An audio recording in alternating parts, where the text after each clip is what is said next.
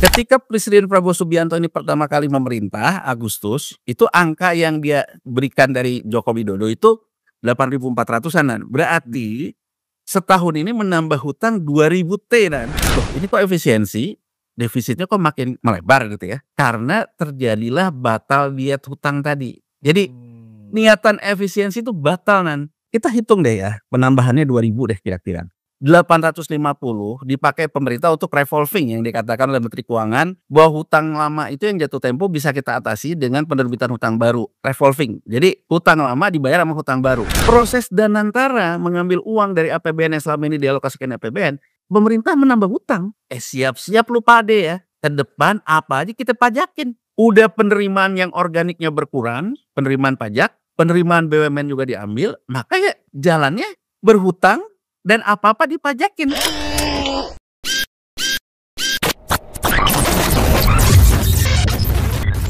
Halo sahabat integritas, jumpa lagi di kanal 1 visi utama program Buka Kartu. Efisiensi yang diklaim oleh pemerintah berhasil mendapatkan angka sekitar 300 triliun, tapi kemudian defisit anggaran kita melebar. Sri Mulyani menyatakan itu di depan DPR.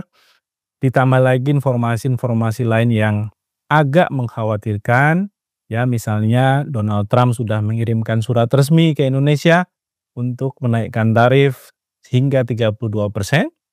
Kemudian juga ada informasi dari Menteri Tenaga Kerja kalau data soal pengangguran di Indonesia, PHK di Indonesia dibuka, ini akan membuat kita pesimis ya sebagai bangsa. Dan yang terakhir BI juga mengatakan ekonomi kita ini paling buruk ya sejak tahun 70. Nah, apa yang menyebabkan anggaran kita makin boncos di tengah program efisiensi yang dilakukan oleh pemerintah? Apakah ada kaitannya dengan kebijakan baru di Amerika dan apa juga faktor-faktor internal yang membuat kinerja ekonomi kita juga tidak baik-baik saja? Kita akan mendiskusikannya dengan Mas Yanuar Rizky atau Kang Yanuar Rizky, seorang ekonom, ahli keuangan dan juga ahli pasar modal. Kita sapa dulu Kang Yanuar. Kang Yanuar, apa kabar? Baik, alhamdulillah. Baik, Terima kasih sudah mau ngisi lagi. Iya. Ya, ini bagian dari edukasi ya kepada publik, Kang. Kang, kasih paham buat kita ini soal kondisi terakhir.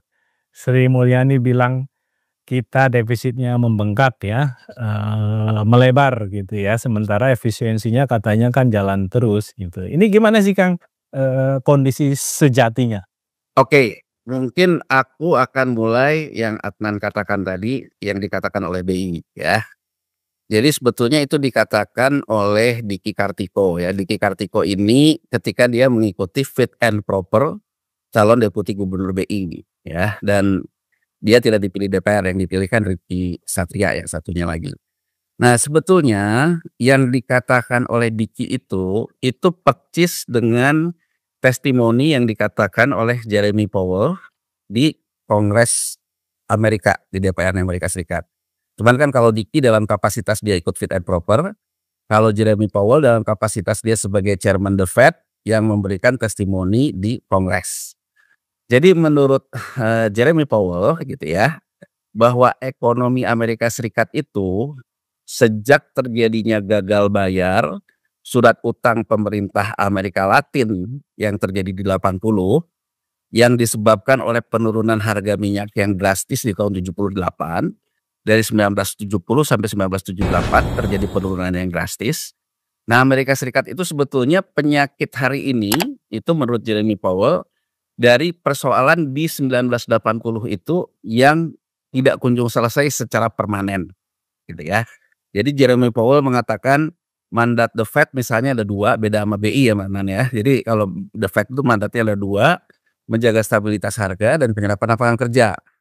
Jadi dia memberikan contoh gitu. Kalau dulu ketika sektor migas Amerika Serikat itu tumbuh, artinya harganya naik, penyerapan lapangan kerja itu akan terserap naik juga. Nah, saat ini menurut dia itu tidak lagi elastis gitu. Nah, artinya bahwa ekonomi dunia ini terjadi perubahan postur dalam hal pengelolaan anggaran ya. Nah, dari titik itu sebenarnya kalau kita sorotin, Indonesia di tahun 1970 sampai 1978 itu mendapatkan yang namanya bonanza minyak. Jadi APBN kita surplus banyak. Ya, jadi artinya engine pertumbuhannya itu tidak seperti sekarang. Bahwa sekarang itu kalau kita mau misalnya membiayai program-program prioritas, pajaknya juga nggak terima sesuai dengan harapan, kemudian juga defisit melebar, jadinya nambah hutang. Jadi poin yang dikatakan oleh Diki ketika dia fit and proper sebetulnya di tahun 78 atau 80 itu kita mendapatkan surplus harga minyak yang naik dan pada waktu itu juga minyak kita masih banyak. Ya, kita di Nah, OPEC ya. OPEC. Sehingga kebijakan kita di tahun 80 sampai dengan, setelah 78 itu banyak memanfaatkan surplus dari penerimaan negara dari sumber daya alam. Nah, apa poin Diki sebetulnya mengatakan itu? Nah, ketika kita menggunakan yang namanya sumber daya alam dari surplus itu, kita menggerakkan ekonomi yang kemudian terjadilah kebocoran. Ini yang ngomong sekarang kan banyak juga yang ngomong nih terkait dengan Sumitro Jaya Hadikusumo. Ya, sekarang kan banyak nih yang mengatakan Sumitronomics, entah tujuannya betul-betul kagum sama Sumitro, entah juga mau cari perhatian ke anaknya yang lagi jadi presiden. Ini sedang hal yang tapi begini, kalau kita lihat pemikiran Sumitro kan mengatakan di era tahun 80 yang puncaknya ada Pakto 88, mempermudah bank dan sebagainya ya. Dia mengatakan bahwa kalau APBN stimulus fiskalnya meningkat dalam hal itu waktu itu dibiayai oleh bonanza minyak, tapi kalau yang namanya ICOR itu incremental cost, artinya dalam setiap satu unit investasi, tambahan biaya yang harus dikeluarkan itu harusnya efisien. Nah, kalau misalnya anggaran fiskal itu tambah besar, tapi kemudian juga ICOR-nya juga membesar, artinya terjadi kebocoran. Ini juga yang sering diulang oleh Prabowo Subianto ketika masih dalam posisinya calon presiden kan, gitu ya. Jadi dia selalu mengatakan bocor, bocor, bocor, terutama ketika rivalitas dia masih seru lah sama Jokowi, ya. Nah, yang dikatakan oleh Sumitro itu adalah ICOR ini. Jadi ukurannya APBN kita itu mendapatkan surplus banyak dari bonanza minyak, uang yang mungkin tidak kembali lagi dan dirasakan oleh kita sekarang ya. Minyak kita habis, harganya juga kayak gitu, sudah tidak bisa bertumpu lagi kepada sumber daya alam. Nah, sementara itu juga menjadikan investasi yang punya nilai tambah, yang ICOR-nya tidak tercapai, itu yang dikatakan bocor. Artinya kan belanja fiskal dari APBN-nya ke sektor yang tidak bisa meningkatkan yang namanya efisiensi dari sisi ICOR, itulah yang disebut dengan bocor-bocor itu tadi. Nah, dalam posisi kayak gitu, nah sebetulnya kalau kita katakan sekarang kompleksitasnya bertambah gitu. Satu, kita sudah tidak bisa mengandalkan lagi Minyak. berkah harga minyak, Ya. gitu kan ya. Itu udah importir ya. Nah, kita bahkan udah importir. Jadi artinya di samping itu dunia sendiri sangat bergejolak terhadap harga komoditas, energi gitu ya. Satu-satunya yang bisa kita nikmatin hanya sesaat-sesaat. Misalnya ketika kemarin, setelah pasca Covid banyak negara melakukan front loading. Jadi front loading itu menumpuk, kebutuhan amoniak terutama karena amoniak terkait dengan bahan dasar pupuk dan sebagainya sehingga harga amoniak naik. Gas terjadi perang Ukraina juga naik sehingga batu bara naik gitu ya. Jadi kita mendapatkan ya yang sifatnya tidak sepanjang dulu ketika bonanza minyak Nan. Jadi Batu bara juga yang nikmatin bukan negara ya? cyclical. Belum kalau kita simak lagi sekarang cara, dari kenaikan harga batu bara juga itu yang terkait PNBP dan sebagainya ya, dan artinya kan, bahwa sebetulnya sudah kenaikannya tinggi tapi juga terjadi banyak transfer pricing dan sebagainya di sisi lain ya. Jadi artinya BI mau mengatakan struktur APBN kita ataupun struktur penerimaan kita itu sudah tidak lagi bisa bertumpu ke namanya sumber daya alam. Meskipun ada yang sifatnya sekejap-sekejap lah, tapi itu sudah tidak bertumpu ke sana. Itu yang mengatakan bahwa ekonomi kita dalam titik yang terlemah. Kalau kita sekarang belajar dari Norwegia gitu ya. Norwegia itu tahun 90 dia belajar dari kegagalan Amerika Latin di tahun 78. Jadi ketika harga gas itu naik dan terutama kan Norwegia ini, dia itu adalah produsen amoniak terbesar setelah Amerika Serikat. Dia belajar bahwa naiknya harga amoniak, naiknya harga gas suatu saat bisa turun. Itulah tahun 90 dia ngebentuk SWF, ya, Sovereign Welfare Fund, ya kan, yang model Danantara gini yang disebut. Yang sekarang dijadiin Danantara di Indonesia lah gitu ya. Ya, tapi kalau dia strukturnya lebih benar lembaga negara, kalau kita nggak jelas nih Danantara lembaga apa gitu. Jadi tahun 90 Norway itu membentuk yang namanya Norway Pension Fund. Dananya dari mana? Dari dana-dana uang pensiun semua warga negara Norway, baik yang PNS maupun yang swasta, dan dari laba dia bisnis gas, terutama gas lah di Norway. Itu disisihkan. Dari situ dia mengelola investasi.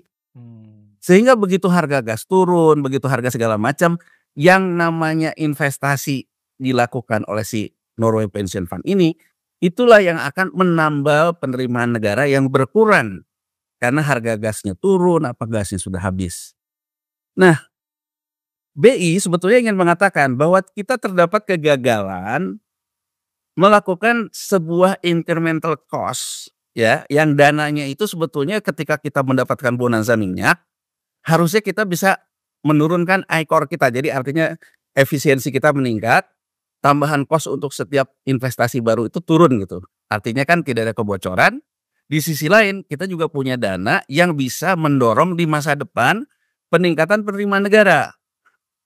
Entah itu dari laba investasi dari investasi negara model SWF, entah itu juga dari dana di masa lalu yang ditanamkan ke investasi yang bisa menaikkan pajak gitu loh, Nan.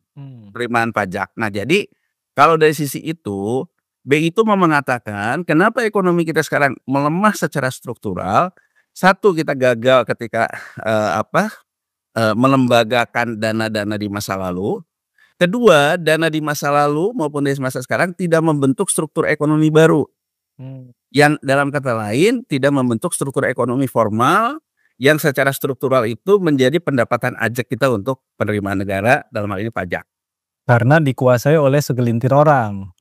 Karena memang tidak terjadi kebocoran stimulus fiskalnya seperti dikatakan oleh Sumitro. Jadi saya ingin mengatakan yang dikatakan Sumitro itu. Jadi Sumitro itu mengatakan bahwa stimulus fiskal, belanja fiskal, peran negara harus juga terkait dengan menurunkan ICOR. Jadi biaya investasi untuk menghasilkan satu unit tuh lebih rendah. Gampangnya gini deh, gampang nih, contoh gampang ICOR kok pas ya. Gampangnya gini. Kasus terakhir deh, ya. Kasus terakhir Menteri Pertanian ditanya di DPR, "Pak Menpan, itu kok harga beras naik di pasar? Terus itu kok stok beras di Bulog banyak yang sudah dimakan kutu," begitu kan kurang lebih. Mentan mengatakan bahwa kita itu sekarang stok di Bulog tertinggi sepanjang sejarah. Bedakan antara stok di gudang dengan kita mengguyur pasar. Artinya gini, Nan. Kalau misalnya Bulog menyerap stok banyak dari petani, kemudian Bulog juga mengisi distribusi dengan harga yang lebih murah di pasar, maka harga di pasar pasti turun kan, Nan? Ya, harusnya begitu. Kenapa itu tidak terjadi?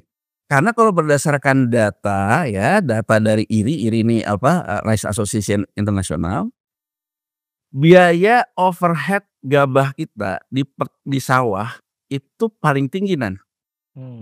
Jadi kalau dibandingkan dengan kita ngambil beras yang sudah jadi beras dari Vietnam sampai ke Tanjung Priok sebelum dikenakan biaya impor dan sebagainya sampai ke Tanjung Priok masih jauh lebih murah dibandingkan gabah kita. Nah, kenapa ini terjadi? Karena kalau berdasarkan data IRI yang paling besar itu biaya sewa lahan sawahnya itu tinggi, biaya buruh tani tinggi. Artinya, Nan, belanja fiskal kita dari APBN kita yang dari dulu ketika 80 ada transmigrasi, ada segala macam, tidak menciptakan yang namanya land reform. Land reform mungkin tercipta ketika transmigrasi, petaninya sudah punya tanah. Tapi ketika jadi krisis moneter terutama di Jawa, petani kemudian ngejualin tanahnya dan dia menyewa kepada orang lain. Nah, ini yang namanya terjadilah perubahan struktural ekonomi. Nah, ini mengakibatkan ICOR jadi naik gitu. Jadi untuk menghasilkan satu butir beras, angkanya itu tinggi gitu loh, Nan. Padahal terjadi subsidi fiskal yang besar terhadap untuk sektor itu. Kalau isu pupuknya sendiri gimana, Kang? Ya isu pupuk tuh nomor 3. Jadi setelah Oh. setelah Tanah. tanah, setelah, buruh tani, itu pupuk, ya. Jadi artinya kalau dilihat dari situ memang terjadi kegagalan struktural ekonomi. Nah, kalau kita lihat lagi setelah kita kena reformasi, kena krisis, terjadi perubahan struktur yang tadinya orang di pertanian itu punya jadi gampangnya gini kalau kita punya keluarga di kampung, dulu sawah tuh punya dia. Ya. Dia jual setelah reformasi itu. Kemudian yang beli misalnya orang sekampungnya tapi di kota. Ya udah, kamu terus aja garap sawahnya, tapi dia berubah dari pemilik lahan jadi buruh tani. Ya. Gitu kan. Dan dia juga membayar sewa lahannya. Oke. Nah, kemudian dari sepetak ini ada orang yang dari pabrik, karena dulu PHK pabrik gitu ya. Pulang ke kampung kerjanya jadi buruh tani. Jadi lahan yang tadinya cuma dikerjakan 1 orang jadi dikerjakan 2 orang. Itu yang mengakibatkan biaya overhead kita di Jabar tuh naik karena 1 dia sewa lahannya, 2 buruh taninya meningkat bukan karena lahan yang luas tapi karena memang buruhnya yang bertambah. Orang yang kehilangan pekerjaan. Ditampung di situ. Ditampung. Nah, kalau kita lihat dalam struktur kayak gini, setelah terutama data tahun 2005 ya, terjadi peralihan tenaga kerja kita berdasarkan data BPS menjadi lebih ke sektor jasa. Kalau dilihat secara gampang, oh berarti bagus. Jasa ini termasuk buruh tani itu jasa ya? Ya jasa. Kan kalau dilihat cuman angka gedenya, oh bagus. Berarti sekarang ekonomi kita tuh lebih ke sektor jasa, bukan lagi dalam segala macam. Tapi yang menarik terjadi juga perubahan komposisi. Itu yang tadi Adnan katakan di awal, yang kata Menaker jangan disebutlah PHK itu nanti menambah pesimisme, ya. Itu masih lebih bagus karena sebelumnya ini selalu mengatakan angka pengangguran di BPS turun kan begitu Padahal angka pengangguran di BPS turun itu karena BPS itu mencatat pekerja formal dan informal Oke. Yang disebut PHK itu pekerja formal. Ya. Oke. Nah, pekerja formal misalnya Sritex kemarin. Ya. Nah, dia di PHK oleh Sritex. Kemudian dia menjadi supir ojol. Itu oleh BPS dicatat bekerja kembali. Dan berusaha sendiri jadi supir ojol. Nah, jadi terjadilah perubahan yang besar, pekerja sektor informalnya membesar, pekerja sektor formalnya mengecil. Nah, apa kaitannya dengan topik kita saat ini? Topik kita saat ini mengatakan berarti penerimaan negara itu sebagian besar terkait dari sektor formal. Ya. Pajak. Jadi pajak kan. Nah, kalau Sri Mulyani selalu mengatakan ya jangan bandingkan sama Eropa. Eropa tuh kamu sedikit-sedikit pajak. Tapi Eropa bisa membangun ekonomi struktural loh. Ya. Bahwa orang tuh semua berada dalam struktur ekonomi sehingga dia bisa menarik premi asuransi, premi segala macam. Jadi harusnya memperluas sektor ekonomi formalnya. Betul. Agar pajak juga bisa ditarik lebih besar. Betul. Buat teman-teman penganut neoliberal, katakan karena gitu ya, kalau kata Prabowo kan penganut neoliberal. Kalau buat teman-teman yang penganut neoliberal, kenapa terjadi pekerja ke sektor informal? Karena sektor informal itu relatif bisa menghindari pajak, gitu kan? Berarti bisa menghindari pajak, harusnya sektor formal membuat pajaknya tidak terlalu berat gitu ya.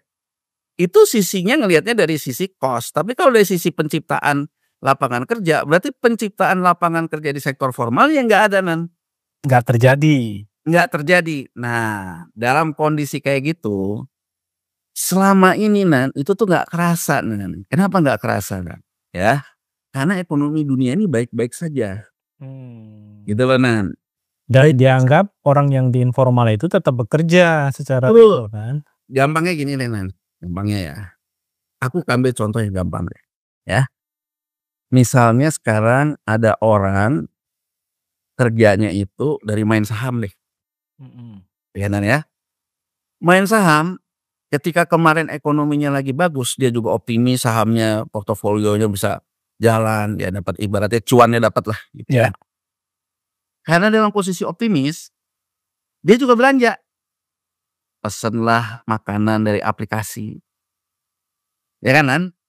Nah, begitu sekarang kondisinya kayak gini, dia satu sisi portofolio jadi merah, sisi lain dia ngelihat, wah kok ke depan nggak pasti ya. Ah daripada saya belanja, saya lebih baik nyimpen deh. Karena dia pekerjaannya dari situ. Ya. Dia mengandalkan dari situ. Dia tidak punya pekerjaan formal, tidak punya dana pensiun, tidak punya Ya. segala macam kan. Atau pergi ke warung sendirilah daripada lewat online. Iya akhirnya yang tadinya belanja happy-happy-nya tadi itu akan dia kurangin. Ya. Dia akan simpen ke emas, makanya fenomenanya sekarang emasnya naik. Nah artinya yang bekerja di sektor informal mendapatkan supply yang menurun kan. Ya. Makanya kalau kita lihat supir-supir ojol protes sekarang. Satu sisi supply-nya menurun karena daya beli masyarakatnya turun. Daya beli turun itu kalau yang kaya lebih sifatnya menabung, kalau yang tengah-tengah di PHK gitu loh. Nah, kan jadi artinya kan daya beli itu turun kan gitu loh. Ya.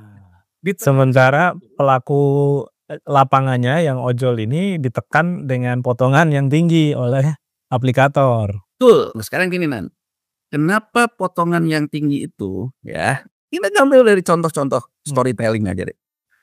Kenapa sih dulu nggak terlalu rame gitu loh Dulu orang, aku sering tanya ya sama supir ojol gitu ya, segala macam. Dia bilang gini, saya tanya. Dia bilang cari duit tuh sekarang susah Pak. Kalau dulu saya dapat sehari 100.000 tuh gampang. Aku tanya, kenapa?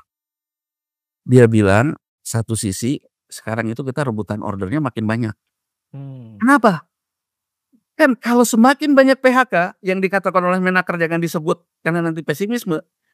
Dan pekerjaan yang seolah-olah pencipta lapangan kerja tapi sebetulnya adalah perbudakan modern juga gitu banget gitu ya. Orang yang masuk jadi pekerja ojolnya tambah banyak. Memperebutkan kue yang berkurang karena kue berkurang dari daya beli.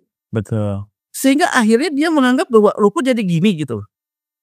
Nah, ini menunjukkan bahwa pada akhirnya ketika dunia ekonominya sedang berputar seperti sekarang, berasa bahwa ekonomi kita itu sudah melemah.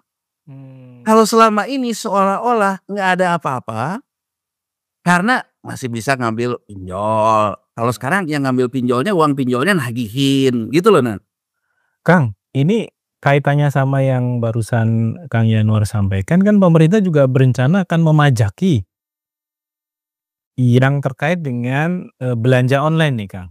Nah ini apalagi implikasinya nanti di tengah situasi tadi kesulitan kita itu belanja juga makin berat ya. Jadi di tengah situasi semua orang terdesak, akhirnya yang paling kuat mendesak yang paling lemah kan. Gini loh, aku mau lihat dari sudut pandang pemerintah ya. Pemerintah ini menghadapi penerimaan negara yang turun. Ya. Terutama dari penerimaan pajak. Ya. Penerimaan pajak yang turun ini dari transaksi udah jelas tadi volumenya turun. Ya kan? Dari PPH semakin banyak yang di PHK, PPH juga turun. Ya. Sektoral kita juga banyak kena imbas kan karena PHK kan. Berarti penerimaan pajak kita turun. Sementara belanja di satu sisi naik. Kalau penerimaan turun, belanja naik, berarti defisit nambah. Kalau defisit nambah hutang kan. Belanja ini termasuk yang proyek-proyek strategis dan populis itu ya, MBC, Koperasi Merah Putih macam-macam ya. Belanja itu belanja itu terdiri dari belanja rutin. Ya, belanja rutin itu terkait dengan pembiayaan pemerintahan. Gaji pegawai termasuk ya. Program prioritas. Bayar bunga hutang itu juga belanja rutin tahun ini. Oke, yang sampai 500 triliun lebih. 500 triliun. Kemudian hutang yang jatuh tempo di tahun ini 850. Jadi kalau kita hitung nih, bayar hutang jatuh tempo aja 850. Biar bayar biaya bunganya 550. 1.400 triliun itu udah belanja hutang sendiri Gitu loh, 1.400 triliun itu udah belanja hutang sendiri. Ya. Nah ini kalau dikaitkan dengan ICOR, ternyata hutang yang kita menimbulkan biaya bunga 500T tidak mampu menciptakan pajak yang bisa menutupi pembayaran bunganya. Ini yang disebut ICOR. Tadi kan terjadi kebocoran anggaran. Iya. Kalau pakai pemikiran Prof. Sumitro gitu Jadi artinya kan belanja anggaran kita berarti selama ini kualitasnya buruk atau memang ada korupsi kan gitu loh. Ya. Sehingga artinya ketika kita harus bayar bunganya, kita nggak bisa bayar. Atau memang nggak menciptakan efek ekonomi ya? Atau tidak menciptakan efek ekonomi, berarti kan betul kata Adnan, di situ persoalannya kan. Sekarang kalau kita lihat, ya dengan penerimaan turun, 1.400 harus kita keluarkan, karena kalau kita sampai gagal bayar hutang, urusan tambah repot lagi. Gitu loh Nan, gitu ya. Jadi dari sudut pandang, stabilitas fiskal. 1.400 bayar, berarti kan ruang fiskal tuh menyempit Nan. Nah, kalau nggak mau menyempit, tambahin hutang. Ya. Tambahin hutang, artinya berhadapan dengan pasar surat utang. Pasar surat utangnya lagi kayak gini kan, ada Amerika, geopolitik dan sebagainya dan sebagainya. Gitu ya Nan. Ini yang kemudian di awal tahun menciptakan yang namanya efisiensi Nan. Karena peluang untuk menaikkan pelebaran defisit itu tertutup ruangnya, karena pasar surat utang dunia ini lagi kering. Kenapa lagi kering? Market leader di pasar surat utang itu supply-nya itu adalah surat utang yang diterbitkan oleh pemerintah Amerika Serikat. Nah, oke. Amerika Serikat melakukan diet hutang. Jadi Donald Trump itu dari kampanyenya, dia mengatakan dia tidak akan menciptakan hutang baru di 2025 ini. Caranya gimana? Caranya dia akan menambah penerimaan negara dengan memberikan tarif yang sekarang orang ribut.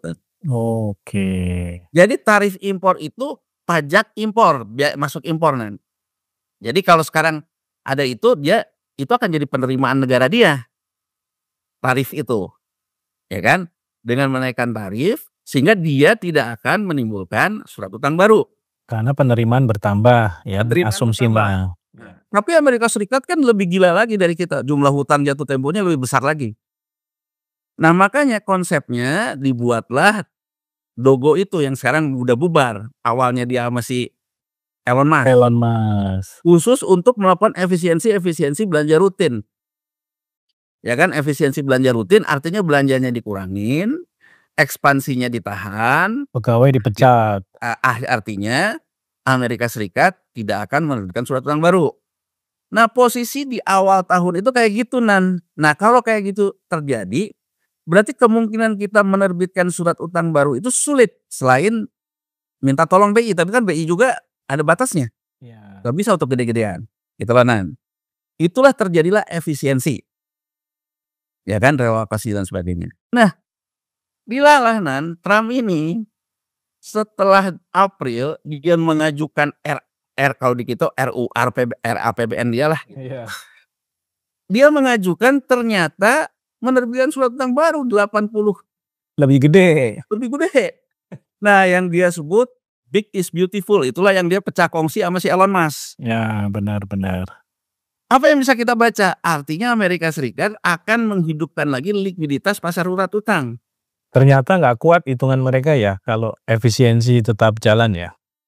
Jadi kalau kita lihat kenapa mereka itu batal melakukan diet fiskal, karena Trump itu meningkatkan belanja militer yang besar kan. Jadi kan kalau di Amerika Serikat ini kan memang pendukung kampanyenya kebanyakan kalau nggak bisnis senjata, bisnis energi kan. Nah, gitu. Apa itu refleksi dari kekalahan Israel melawan Iran kemarin juga? Oh iya, jadi kalau Amerika Serikat itu kan makanya setiap dia krisis, dia selalu memicu perang kan, yang akhirnya tuh memicu belanja militer. Dan sekarang kan dengan dia meningkatkan belanja militer yang juga meningkatkan defisit pemerintah Amerika Serikat, banyak negara meningkatkan belanja militer kan, termasuk kita. Ya.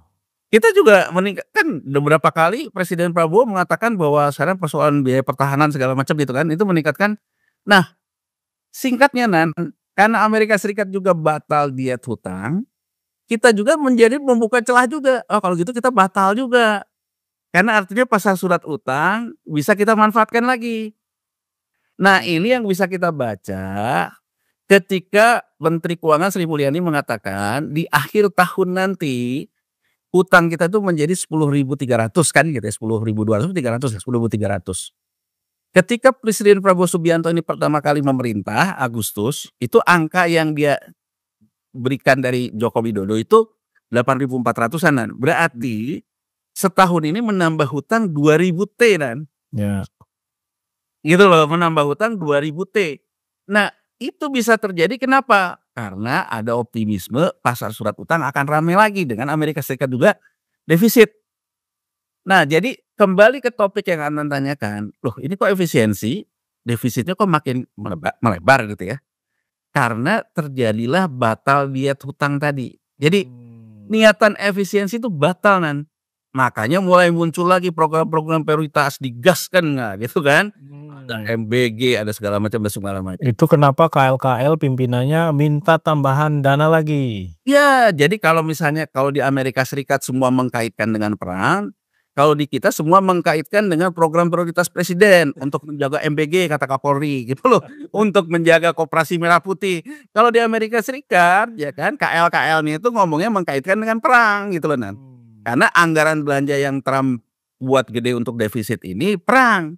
Kalau kita kan program-program prioritasnya Prabowo itu, sehingga semua KL di DPR ngomong untuk menjaga programnya presiden, Sekolah rakyat, masuk. berapa anggarannya. Jadi itu, Nan. Jadi gambarannya tuh seperti itu, gambaran teknisnya. Oke, siap. Nah, tapi yang menarik ini, kita hitung deh ya, penambahannya 2.000 deh kira-kira. 1.400 sendiri itu terkait hutang. Berarti kasarannya kita ngomong dari 2.000 itu 850 dipakai pemerintah untuk revolving yang dikatakan oleh Menteri Keuangan bahwa hutang lama itu yang jatuh tempo bisa kita atasi dengan penerbitan hutang baru, revolving. Jadi hutang lama dibayar sama hutang baru. Ya. Ngutang, ya bayar utang dari utang lah gitu. Betul. Jadi kita hitung nih, Nan, 2.000 nih. Ya, 850 udah dipakai untuk revolving. Gitu ya, Nan ya. Kemudian ada lagi 550 untuk bayar bunganya. 1.400. Nyisa 600 kan, Nan, dari hutang baru itu. Sisa 600 itu dipakai program prioritas karena kurang penerimaan negaranya kan, Nan. Ya. Kenapa? Nih yang dikatakan oleh Sri Mulyani. Sri Mulyani mengatakan Danantara itu bisa berbahaya menjadi crowding out. Ya. Ini dari aku menyimak apa yang dia katakan dan interpretasiku. Karena kelihatannya Menteri Keuangan kita juga cukup hati-hati mengeluarkan statement ini karena mungkin dia juga tidak dalam posisi secara politik orang yang sangat dipercaya, tapi ya itu kurang lebih kan begitu ya. Tapi gini ya poin dari crowding out dia menjelaskan gini, kalau untuk jangka pendek, jadi tadinya APBN itu ada penerimaan negara 84 triliun dari dividen BUMN. 84 triliun ini sekarang sudah diambil semua oleh Danantara, keluarlah dari penerimaan negara. Menurut Menteri Keuangan Sri Mulyani, crowding out jangka pendek yang tahun ini sebesar 84 itu, dia bisa atasi dengan meningkatkan PNBP 40. Jadi menurut beliau, kekurangannya itu hanya 40. Jadi keluar 80, dia naikin penerimaan 40, kurang 40. Berarti yang kurang 40 itu yang menambah hutang yang ke 600 tadi. Apa yang ingin dikatakan sebetulnya? Bahwa proses Danantara mengambil uang dari APBN yang selama ini dialokasikan APBN, itu juga menciptakan pemerintah menambah hutang. Ya kan, Nan? Iya. Bacaan kita berikutnya apa? Siap-siap lu pade ya. Ke depan apa aja kita pajakin. Karena kiamat. Bahwa untuk menutup dividen BUMN yang hilang di masa-masa yang akan datang, pemerintah akan mengenjot PNBP, pendapatan negara bukan pajak. Jadi ke pertanyaan Adnan tadi, online mau dipajakin, PPN mau dinaikin, PNBP mau dinaikin. Karena Menteri Keuangan juga cukai juga pasti nambah ya. Udah penerimaan yang organiknya berkurang, penerimaan pajak, penerimaan BUMN juga diambil, maka ya jalannya berhutang dan apa-apa dipajakin. Nah, jadi maksud saya, Nan, apa hak budget kita? Kita tuh punya hak budget untuk mengatakan pemerintah, ya mungkin program prioritas itu baik, tapi kalau program prioritas itu membuat hidup kami tambah susah, kita kenapa nggak bertahan dulu sama-sama di jangka pendek ini? Ya. Jadi maksudku, masyarakat itu juga perlu cermat melihat ke depan, bahwa ini akan mengakibatkan penggenjotan yang namanya apa-apa dipajakin. Mungkin dunia usaha juga akan gerah di depanan. Apa-apa udah ada pajak, ada pajak, ada pendapatan negara non pajaknya. Belum bayar preman ya. Itu ya. Nah, terus kita lihat lagi apa yang dikatakan Menteri Keuangan Sri Mulyani. Danantara bisa meng-attract keuangan negara. Dia ngomongnya gitu, menyenangkan. Ini pemahamanku. Gitu kan. Kalau Danantara kemudian mengeluarkan sekuritisasi, kan sekarang udah baca tuh katanya sama Arab 150 miliar US dollar, itu kan pinjaman yang diserap oleh Danantara. Ya, entah apa instrumennya, entah hutang langsung, entah itu obligasi, entah apa. Artinya apa? Jadi pintu utang tuh sekarang 2 ini jadi. 2. Apa yang ingin dikatakan oleh Sri Mulyani?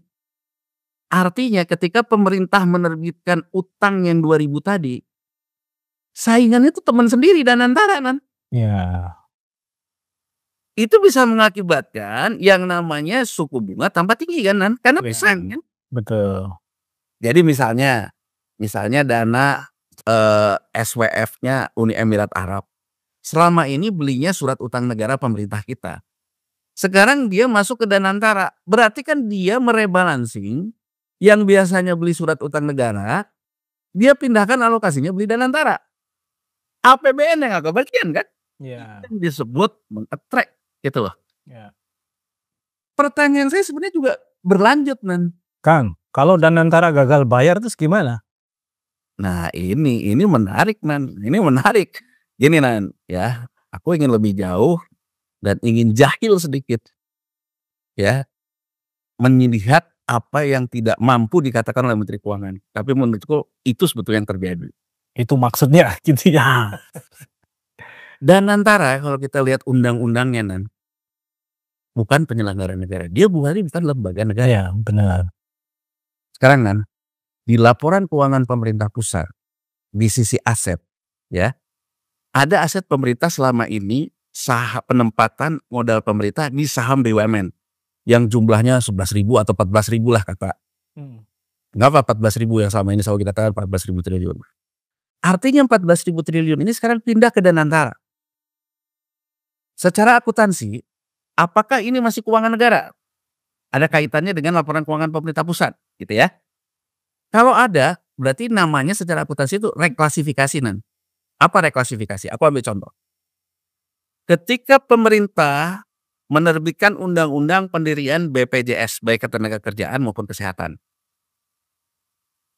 Yang tadinya di aset laporan keuangan pemerintah pusat, aset saham BUMN Jam Sostek, itu dialihkan menjadi investasi penempatan modal pemerintah di Badan Pengelola Jaminan Sosial Ketenagakerjaan. Jadi masih sama-sama aset, cuman pindah. Ya. Yang tadinya namanya saham BUMN menjadi penempatan modal pemerintah di lembaga negara. Itu juga yang di BUMN Askes dipindahkan ke BPJS Kesehatan. Itu juga di Bank Indonesia. Jadi gampangnya kalau kita lihat laporan keuangan pemerintah itu ada penempatan modal pemerintah di lembaga negara, ada BPJS, ada Bank Indonesia. Pertanyaanku, Danantara yang Badan Pengelola Investasi Danantaranya itu lembaga negara bukan? Di undang-undangnya bukan. Bukan. Kalau berarti ini privatisasi total kan? Ya. Semua uang ini keluar dari keuangan negara ke keuangan private. Tanpa dibayar. Berarti kan aset pemerintah keluar sekitar 14.000, pemerintah nggak dapat uangnya. Kan kalau dari kelas tadi mah cuma pindah-pindah. Pindah lajur aja kalau tadi. Pindah lajur. Apa yang terjadi Apakah tidak mengganggu stabilitas pasar surat utang kita loh? Karena surat utang pemerintah kita kan ngelihatnya dari neraca pemerintah. Iya, benar. Asetnya berkurang mau nambah utang kan? Iya. Kalau aset itu kan anggaplah kalau kita sebagai individu ya itu bagian dari agunan lah kalau kita ngutang kan. Betul. Nah ini menurutku tuh dari otak-atik nggak mau kesentuh sama tipikor sama segala macam. Tapi kita sebenarnya melakukan sesuatu yang menurutku fatal loh. Iya. Jadi menurutku harusnya BPI Danantara itu lembaga negara kayak BI, ya kan? Dia ada di laporan keuangan pemerintah pusat. Karena dia ada di laporan keuangan pemerintah pusat, maka dia juga objek audit pemerintah kan. Iya. Benar nggak? Iya, betul. Ingin menghindari objek audit pemerintah, ya kan? Tapi mengakibatkan hal seperti itu. Nah, kembali ke Adnan tadi. Artinya sekarang Danantara dengan dia sektor private, dengan tata kelola keuangan negaranya udah nggak ada karena bukan penyelenggara negara lagi. Misalnya hapus buku kredit, nggak lewat keuangan negara lagi. Hapus AT dengan privatisasi divestasi. Bayangin kan gitu. Kalau Danantara gagal bayar, berarti orang itu bisa ngambil semua saham-saham yang ada di Danantara. Iya. Ya. Dan kemudian sudah tidak ada lagi mekanisme keuangan negara, check and balances dari segi negara gitu loh. Iya. Ya itu seperti perusahaan bangkrut terus kemudian diambil semua asetnya gitulah ya. Jadi maksudku ini sebetulnya apa yang dikatakan oleh Sri Mulyani tentang defisit yang melebar 2.000 triliun, crowding out, ini sebenarnya banyak hal-hal yang tersirat meskipun tidak tersurat gitu. Yang memang harus diselesaikan. Jadi maksudnya tuh bayangin kan. Kalau sekarang Danantara itu untuk pembiayaan pembangunan, kenapa program-program misalnya yang segala macam tidak dilempar ke Danantara? Kenapa masih perlu APBN? Iya. Jadi dengan kata lain, APBN dibebani untuk cost centernya, Danantara nggak tahu melakukan apa. Jadi sebenarnya Danantara ini pembiayaan pembangunan di luar APBN nggak juga ternyata. Investor baru. Kan harusnya Nan ya, kalau Danantara ini pembiayaan negara di luar APBN, yang tadi mengakibatkan defisit-defisit itu belanja pemerintah dikeluarkan dari APBN, Danantara lah yang melakukan. Itu yang namanya SPF Nan. Iya. Jadi misalnya Danantara bisa mengelola investasi dari 84 itu sehingga bisa membiayai MBG gitu loh. Berarti MBG-nya nggak di APBN, di Danantara. Itu loh Nan. Ya kan? Benar. Tapi kan kalau ini enggak gitu, mau ngambil asetnya tapi tidak memberikan stimulasi ke pembangunan. Jadi kalau menurut saya dari sini tuh kita bisa ngelihat ini soal negara gitu. Ya. Negara itu terkait dengan tata kelola gitu. Negara ini kan harus direncanakan dengan baik gitu. Kalau kita ingat kata-kata Bung Hatta yang aku ingat tuh tahun 1955, Bung Hatta tuh ngomong tentang otonomi daerah gitu. Jadi Bung Hatta tuh mengatakan pemimpin itu harus tahu kemana negara ini dibawa dan dia bertanggung jawab melaksanakannya. Artinya dari kata-kata Bung Hatta, pemimpin itu harus bisa melihat ke depan kira-kira lautan kita akan seperti apa dari gejolak global dan segala macam. Dia membuat perencanaan gitu kan. Dan dia bertanggung jawab melaksanakannya. Jadi kan menurutku kalau kayak gini kan nggak bisa serabutan. Nah jadi dari sisi ini Nan, apa yang kita baca saat ini banyak mau, tapi tidak jelas sebetulnya teknokrasinya apa. Iya, itu yang hilang malah ya. Ya, jadi menurutku orang sudah bersuara cukup banyak yang bersuara ya. Hilangnya teknokrasi dalam pembangunan ekonomi kita saat ini. Dan menurutku sih apa yang terjadi saat ini semakin menunjukkan itu. Ya. Jadi seolah-olah negara ini nggak ada batasnya uang, padahal uang itu terbatas gitu ya. Jadi ya menurutku kalau sekarang juga udah muncul kan lembaga think tank, ya kan yang ujung-ujungnya adalah menampung para dewan pakar era kampanye dulu lah lebih kan begitu ya, yang seperti itu. Ya menurutku kan harusnya kita lihat gitu di sini. Apakah kita on the right track gitu? Ya. Ya kan? Betul. Kan ini menjadi pertanyaan mendasar gitu. Jadi belum korupsinya Nan. Ya. Sesuatu yang direncanakan tidak cukup baik, sesuatu yang serabutan. Pelajaran dari yang dikatakan oleh Profesor Sumitro Joyo Hadikusumo, belanja banyak tapi ekornya tambah mahal. Ya.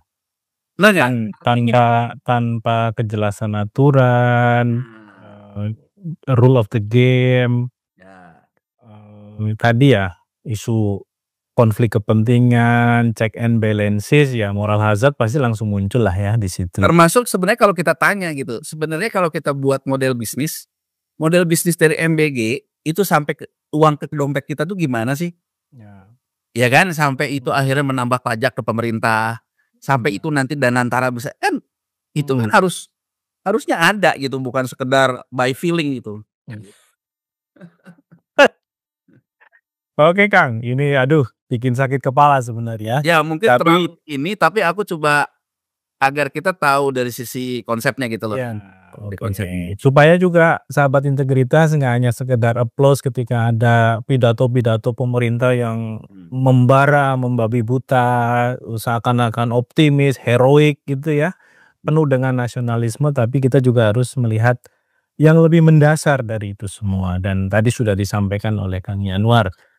Kang Yanuar, sepertinya ini kelas 3 SKS ini sebenarnya untuk ekonomi hari ini, tapi mudah-mudahan dicerna Ya, secara mudah-mudahan. pelan-pelan gitu ya oleh sahabat integritas semua, bahkan oleh penonton yang juga belum subscribe di channel ini, dan ini bisa memberikan wawasan yang lebih mendasar bagi kita untuk memahami bagaimana kebijakan publik, ekonomi, alokasi anggaran, efisiensi, masalah korupsi, tata kelola itu sebenarnya berkelindan satu dengan yang lain. Dan itu tidak bisa dihindari. Kita ketemu lagi di lain waktu, sampai jumpa.